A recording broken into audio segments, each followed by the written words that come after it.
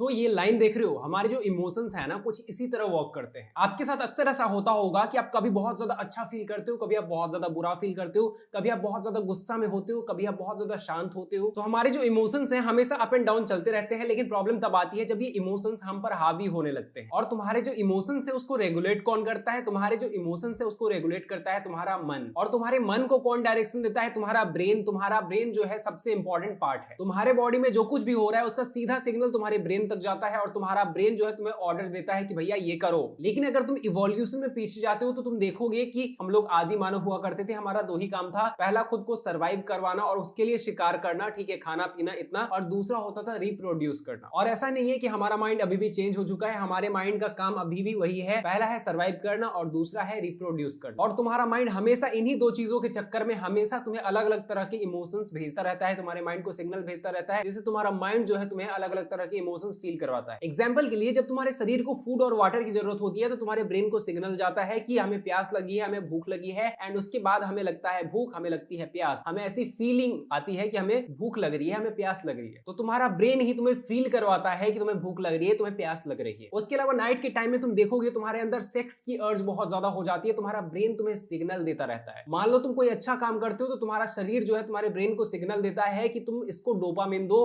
और डोपामिन तुम्हें मिलता है जिस वजह से तुम्हें खुशी वाले हार्मोन्स मिलते हैं। हमारे ब्रेन में अलग अलग तरह के हार्मोन्स हैं जो कि रिलीज होते हैं अलग अलग एक्टिविटीज से, एंड उसी हार्मोन्स की वजह से हमें अलग अलग फीलिंग्स महसूस होती है। तो तुम कोई भी इमोशन फील कर रहे हो, कोई भी फीलिंग महसूस कर रहे हो, उसका जो टोटल गेम है, उसके पीछे जो टोटल प्लानिंग प्लॉटिंग है वो तुम्हारे माइंड का है। मतलब वो तुम्हें वो चीज फील करवाना चाहता है उस वक्त में, इसीलिए वो चीज तुम फील कर रहे हो। लेकिन प्रॉब्लम तब होता है जब तुम्हारा माइंड तुमसे वो चीजें करवाने लगता है जो तुम्हें नहीं करना चाहिए, जो तुम नहीं करना चाहते हो, जो तुम्हारे लिए बेनिफिशियल नहीं है। या फिर जब तुम्हारा माइंड तुम्हें हमेशा इमोशन के बवंडर में फंसाने लगता है। कभी तुम बहुत ज्यादा सैड हो जाते हो, कभी तुम बहुत ज्यादा मोटिवेट हो जाते हो, कभी तुम बहुत ज्यादा लेजी फील करते हो, कभी तुम बहुत ज्यादा गुस्सा होने लगते हो, कभी तुम्हें लगता है कि भाई मैं बहुत ज्यादा हॉर्नी फील कर रहा हूं। तो अगर तुम अपने इमोशंस को कंट्रोल करना चाहते हो, इमोशंस को मास्टर करना चाहते हो, तो अपने माइंड को एनालाइज करो, देखो कि तुम्हारा माइंड तुमसे क्या करवाना चाह रहा है। तो अपने शरीर को कुछ इस तरह समझो कि हमारे पास एक शरीर है जिसमें कुछ प्रॉब्लम होती है, कुछ भी बात होती है तो सिग्नल सीधे ब्रेन तक जाता है। उसके बाद ब्रेन हमें ऑर्डर देता है, हमें मजबूर करता है अलग अलग इमोशंस देके कोई भी काम करवाने के लिए। मतलब अगर कोई तुम्हें चाटा मारता है तो चोट तुम्हें यहाँ पर लगेगी, एंड उस चोट से यहाँ पर सिग्नल जाएगा कि उसकी इतनी हिम्मत, उसने मुझे चाटा मारा। एंड उसके बाद जो तुम्हारा ब्रेन है गुस्से वाले इमोशंस को भेजेगा। नाउ इस चीज को ध्यान से देखो, तुम्हारे पास गुस्से वाले इमोशंस आ चुके हैं, लेकिन तुम सामने से पलट कर चाटा मारोगे कि नहीं मारोगे ये तुम पे डिपेंड करता है। यहाँ तुम चूज करोगे कि उसको चाटा मारना है या फिर नहीं। तुम्हें गुस्सा आ रहा है, उसने चाटा मारा, तुम्हें गुस्सा आ रहा है, लेकिन तुम चूज करोगे उसको मारना है, लगा के मारना है या फिर नहीं। तो सिंपल सा लॉजिक है, हमारा जो शरीर है वो सिग्नल भेजता है, माइंड जो है ऑर्डर भेजता है, उसके लिए इमोशंस फील करवाता है, लेकिन उस इमोशन पर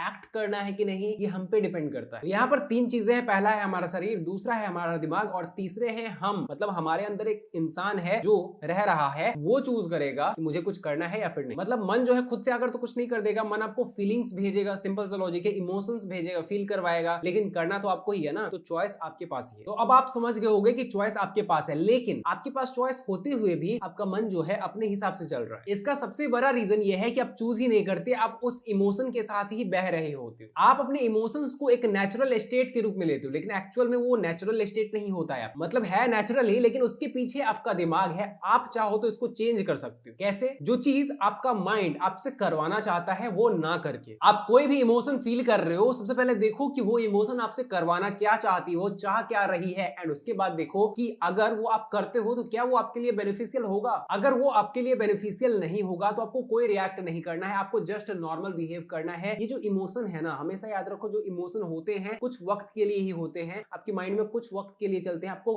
कुछ वक्त के लिए वैसा फील होता है, एंड उसके बाद फिर आप नॉर्मल स्टेट में आ जाते हो। कोई भी इमोशन है कुछ वक्त के लिए आपको एकदम ट्रैप कर देती है, आपको फील होता है कि यार मुझे करना ही है, जैसे बोल रहा है मुझे करना पड़ेगा, लेकिन अगर आप कोई रिएक्ट नहीं करते हो तो कुछ वक्त बाद वो बादल की तरह गायब हो जाते हैं। जैसे बारिश होने वाली होती है तो बादल एकदम घने बादल चारों तरफ आ जाते हैं ना, मंडरा जाते हैं, एंड बारिश वारिश होती है, लेकिन कुछ वक्त बाद जो है आकाश एकदम साफ हो जाता है। सिमिलरली जो आपके इमोशंस है ना वैसे ही होते हैं। कुछ वक्त के लिए आपको लगेगा कि आप अपने इमोशंस में डूब चुके हो, एंड आपको वो चीज करना ही है जो कि ये इमोशंस चाह रहे हैं, लेकिन अगर आप कोई रिएक्ट नहीं करते हो, खुद को किसी और चीज में बिजी कर लेते हो, तो कुछ वक्त बाद आपकी जो इमोशंस हैं खत्म हो जाएंगे। कोई भी इमोशन है हमेशा आपको फील नहीं होने वाला। आप खुश हो कुछ देर के लिए हो, आप गुस्सा हो कुछ देर के लिए हो, आप सैड हो कुछ देर के लिए हो, डिमोटिवेट हो कुछ देर के लिए हो, हॉर्नी हो, कुछ देर के लिए हो, कुछ देर होते होते, कुछ घंटे होते होते, जैसे आप नई नई इंफॉर्मेशन लेते हो, जैसे आप नई नई चीजें देखते हो, आपके जो इमोशंस है गायब होने लगते। तो अपने इमोशंस को मास्टर करने का सबसे स्मार्ट ट्रिक ये है कि अपने माइंड को एक विलेन की तरह समझो और देखो कि तुम्हारा माइंड चाह क्या रहा है। तुम्हारे अंदर जो शैतान बैठा है, तुम्हारे अंदर जो एक जानवर बैठा है, वो चाह क्या रहा है। अगर वो तुमसे कुछ ऐसी वैसी चीज करवाना चाह रहा है, तुम्हें ऐसे इमोशंस फील हो रहे हैं, तो सिंपल सा लॉजिक है, पहले एनालाइज करो एंड उसके बाद रिएक्ट मत करो। उसके अलावा तुम्हारी लाइफ में इमोशन का इनबैलेंस तुम्हारे डेली एक्टिविटीज की वजह से भी होता है। जैसे कि एग्जांपल के लिए स्लीप पैटर्न्स एक बहुत इंपॉर्टेंट रोल निभाते हैं कि तुम्हारे इमोशंस कैसे होंगे। अगर तुम 8-10 घंटे सोते हो रोज, तो तुम्हें बेटर फील होगा, हमेशा फुलफिलमेंट महसूस होगी, सेक्सुअल अर्जेस कम आएंगे, गुस्सा कम आएगा, चिड़चिड़ापन कम होगा, सैड कम होगी। लेकिन अगर तुम 4-5 घंटे सोते हो, 6 घंटे से कम सोते हो, तो तुम हमेशा चिड़चिड़ा रहोगे। अगर तुम्हारे स्लीप पैटर्न भी सही नहीं है, तुम बहुत लेट नाइट सोते हो, 3 बजे 4 बजे, तो उससे भी बहुत सारे प्रॉब्लम्स होंगे, जैसे कि चिड़चिड़ापन हो जाना, बहुत ज्यादा गुस्सा आना, बहुत ज्यादा सैड हो जाना, डिमोटिवेट हो जाना, बहुत ज्यादा सेक्सुअल अर्जेस फील करना, हमेशा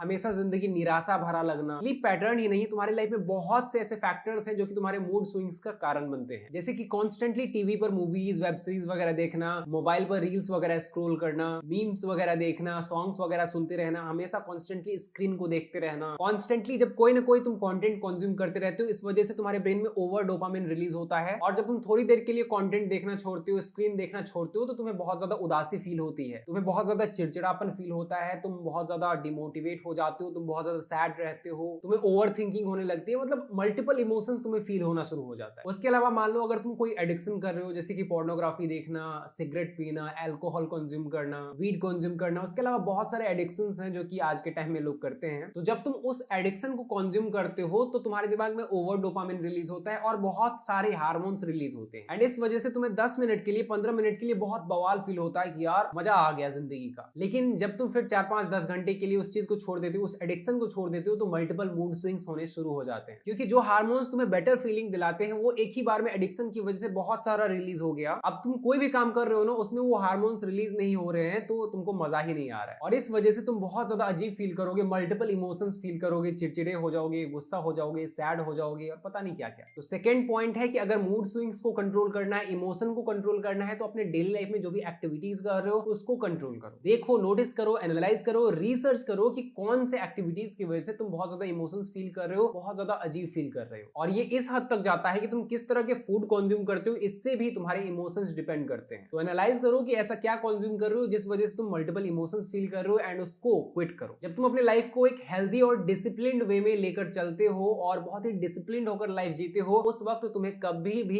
कोई भी इमोशन परेशान नहीं कर सकता, तुम इजीली अपने माइंड को कंट्रोल कर सकते। आई होप आपको ये वीडियो पसंद आई है। पसंद आई है तो फटाक से एक लाइक कर दे, चैनल को सब्सक्राइब कर दे ऐसे ही अमेजिंग वीडियोस देखने के लिए। इस वीडियो को शेयर कर दो उन लोगों के साथ जो कि अपने इमोशंस को कंट्रोल नहीं कर पाते, स्ट्रगल करते अपने इमोशंस को कंट्रोल करने में।